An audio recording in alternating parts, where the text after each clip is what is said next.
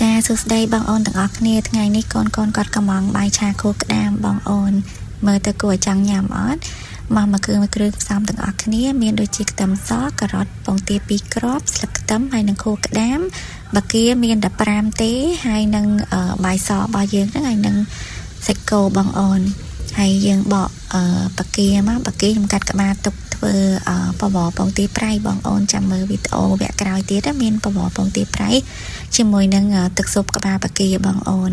ហើយយើងហាន់បាគានឹងឲ្យវាល្អិតមកល្មមស្រួយញ៉ាំណាបងអូនចម្រៃសាច់គោខ្ញុំហាន់ហើយស្រាប់ហើយខ្ញុំជ្រើសរើសយកសាច់គោប្រភេទសាច់សុទ្ធណាបងអូនហើយយើង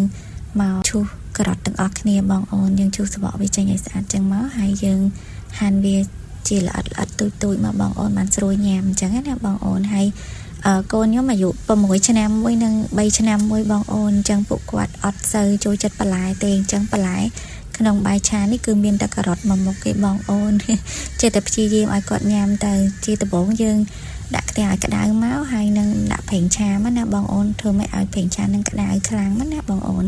សម្រាប់ខ្ទះថ្ងៃនេះគឺមិនសូវស្អាតទេបងអូនអើយប្រើយូរហើយតែស្រួលប្រើខ្ទះនេះវាចង់រៀងខូចដែរចាំមើលមានលុយទិញខ្ទះថ្មី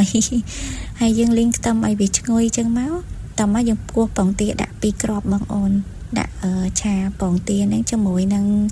ខ្ទឹមហ្នឹងឲ្យវារៀងសពបបងអូនចាំមើលយើងឆាបែបហ្នឹងណាបងអូននិយាយទៅយើងកូរវាជាមួយនឹងខ្ទឹមហ្នឹងឲ្យវារៀងឆ្អិនពាក់កណ្ដាលឆ្អិនចឹងមកល្មមប៉ុណ្្នឹងមកចាំយើងចាក់បាយសចូលបងអូនហើយយើងចាក់បាយសហ្នឹងបាយសមួយចានរៀងច្រើនគួរសមដែរនិយាយទៅយើងចាក់មកយើងកូរបាយនេះជាមួយនឹងពងទានឹងឲ្យវាសប់ចូលគ្នាបងអូនធ្វើម៉េចបាយវាកន្លែងហ្នឹងរៀងលឿនតិចមែនណាដោយសារខ្ញុំវែកហ្នឹងវាអត់សូវស៊ីគ្នាជាមួយនឹងបាយទេបងអូនអើយបាយវាទៅដាំក្តៅផងដល់ពេលទៅវាអត់សូវស្រួលកូរវាឲ្យម៉ត់ឲ្យបែកទេបងអូនបើសិនជាបងអូនយកបាយកកមកឆាល្អជាងហ្នឹងទៀតបងអូនហើយយើងចាក់ការ៉ុតចូលហើយវាយការ៉ុតជាមួយនឹងបាយនឹងឲ្យសប់មកចាំថែមគ្រឿងខ្ញុំមានអំបិលកន្លះស្លាបព្រាកាហ្វេប៊ីចេងកន្លះស្លាបព្រាកាហ្វេ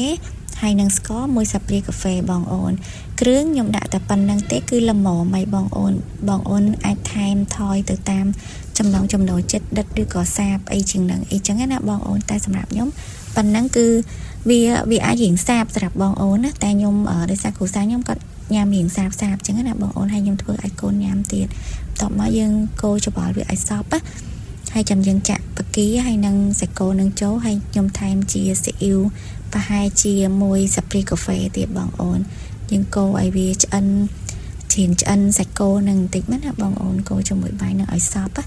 កន្លែងហ្នឹងយើងកូររៀងលឿនមកហើយភ្លើងយើងដាក់រឹមមកបងអូនកុំសូវដាក់ខ្លាំងពេកខំហ្នឹងយើងខ្លោចបានណាបងអូនយើងកូរវាឲ្យសប់ឲ្យសាច់គោនឹងរៀងឆ្អិនមកចាំយើងដាក់ខួរក្តាមចូលខួរក្តាមនេះខ្ញុំយកឆ្កឹះពីក្តាមមកហ្មងបងអូនហើយខ្ញុំវាយជាមួយនឹងពងមាន់យកតែពងមាន់ផ្នែកក្រហមហើយខ្ញុំចំហុយចំអិនវាឆ្អិនម្ដងហើយបងអូនហើយបានខ្ញុំយកមកដាក់ឆាជាមួយបាយនឹងចាំមើលថ្ងៃណាទំនេរខ្ញុំនឹងចេញវីដេអូរបៀបចំហុយខួរក្តាមជាមួយនឹងពងមាន់ហ្នឹងបងអូនក៏ឆ្ងាញ់ដែរអ្នកដែលចូលចិត្តខួរក្តាមអីត្រូវហើយខ្ញុំកូរវាឲ្យវាឡើងលឿងអញ្ចឹងមកបងអូននិយាយទៅខួរក្តាមនោះវាលឿងដល់ពេលដាក់ទៅលឿងហើយប៉ុណ្ណឹងមកហើយអស់ហើយបងអូននិយាយទៅអត់មានអីពិបាកទេបើបងប្អូនចូលចិត្តម្រេចអាចដាក់ម្រេចថែមពីលើហ្នឹងទៀតក៏បានដែរតែខ្ញុំដោយសារធ្វើឲ្យកូនញ៉ាំបងអូនអញ្ចឹងទៅក៏អត់បានដាក់ម្រេចដែរនេះចានរបស់គាត់ណាបងអូនហ្នឹងចានរបស់កូនបើចូលចិត្តណាបាយឆាអញ្ចឹងហើយបើជាទូទៅបាយធម្មតាអត់ញ៉ាំមួយបន្លែទេបើថាបាយឆាអញ្ចឹងគឺញ៉ាំឲ្យទាំងសាច់ទាំងបន្លែទាំងអីនឹងអស់ហ្មងអរគុណបងអូនសម្រាប់ការមើលវីដេអូហ្នឹង